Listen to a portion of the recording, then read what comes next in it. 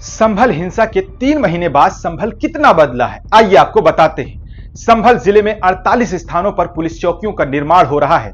24 नवंबर 2024 की हिंसा के बाद संभल पुलिस ने कुल 12 एफआईआर दर्ज की। इनमें 159 मुसलमान नामजद हैं, जबकि 2000 से ज्यादा अज्ञात हैं।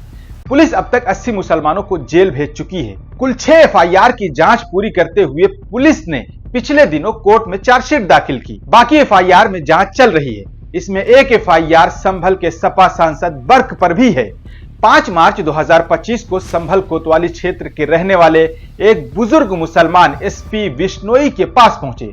उन्होंने उनसे बताया कि हिंसा की एफआईआर में बेटे का नाम भी है, जबकि वो उस दिन मौके पर मौजूद नहीं था।